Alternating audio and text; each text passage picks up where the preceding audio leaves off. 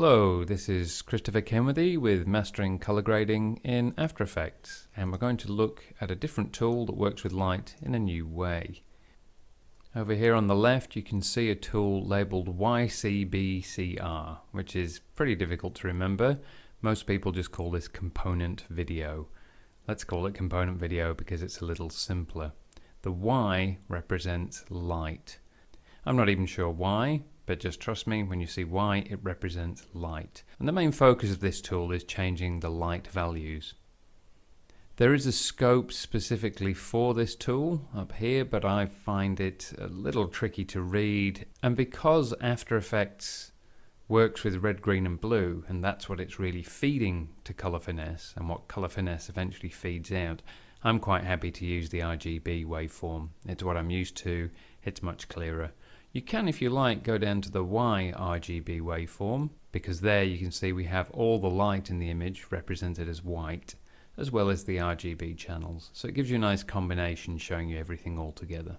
You'll see here the master gamma, which works in a reasonably familiar way, and the gain, which does, but watch what happens when I change the pedestal. That's very strange. And it does mean that this is something that you use in very small doses, if at all. You can see a small change like that can be quite useful. But of more interest, if you look over here, the Y gamma, Y pedestal, and Y gain, that means we can change the light values in the pedestal, gamma, and gain ranges for the master, the highlights, the midtones, and the shadows. So that gives us incredible control over the brightness of every single area.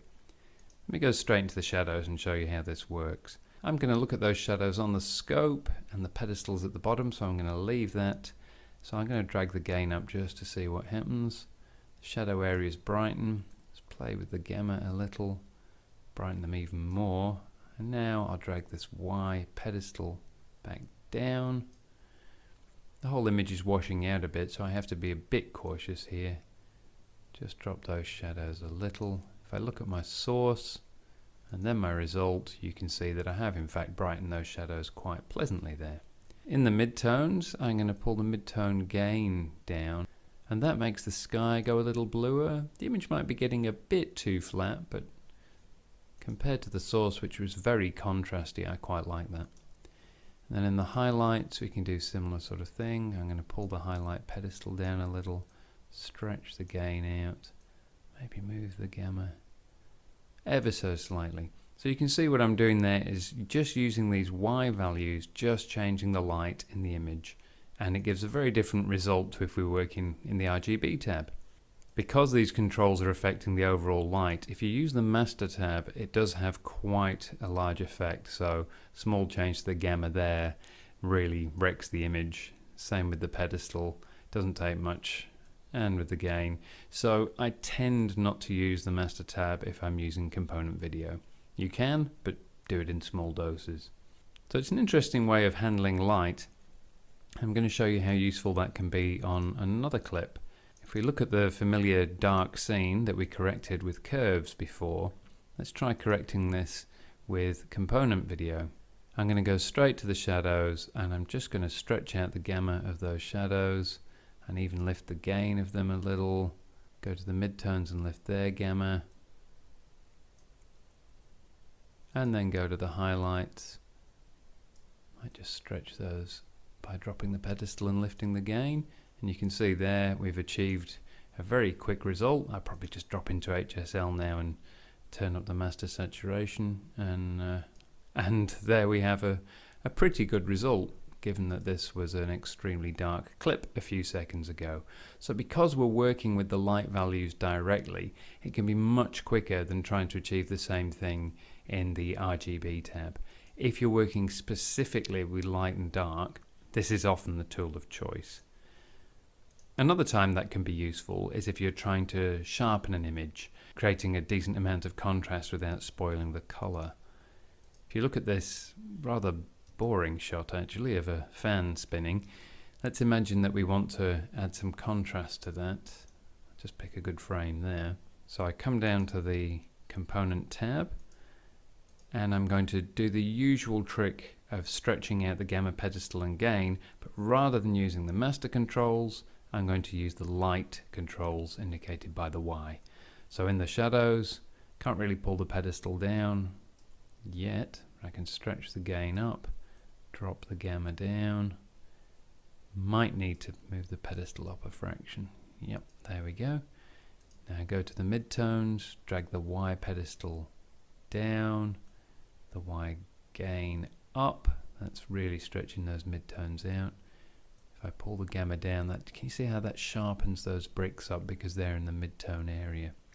And then in the highlights, I'm going to drop the highlight pedestal, stretch out the highlight gain.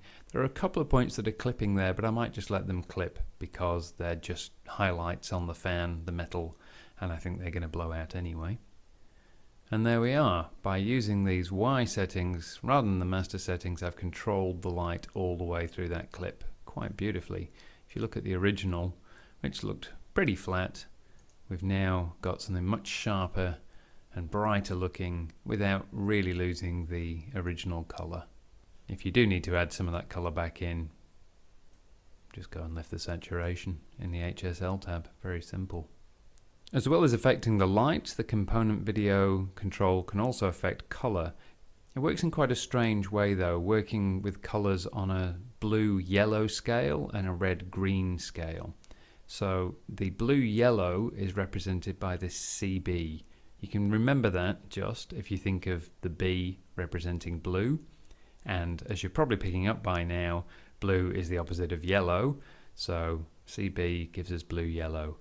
It's not the best labeling in the world, but we have to live with it. And you can see pretty quickly when you change this what happens. That's getting yellower and it's getting bluer. Well, it's getting whiter, but that's because of the blue going in. If you move the pedestal up, blue, move it down, yellow. So by playing with the CB and the highlights, I've got an idea of how that works. Let's just go to the shadows to illustrate the CR, which is the red-green scale. So if I push up the gamma there, you can see how that's affecting the red-green. It's a different way of working with color, and it's not one you'll use all the time, but it can have some pretty interesting effects. If I just show you again on this Wildcat Island clip, if I go to the master tab, if I pull down the CB gamma, so that's the blue gamma in the master tab, you see we get this strange cyany desaturated look. So I'm in the master tab and you'll see that this affects colors in a slightly unusual way that can be interesting depending on what you're trying to achieve. Just pushing the master CR gamma up there, you can see that's creating a very strange psychedelic look. If I drag the CB pedestal down, that adds some dreamy yellow. If you're going for something surreal, it's perfect. This is not a tool you would use for color correction as a rule, but when you're trying to add a strange look, it can be absolutely ideal. As always, experiment and see what works. And in the next lesson, we're going to move on to working with secondary color correction.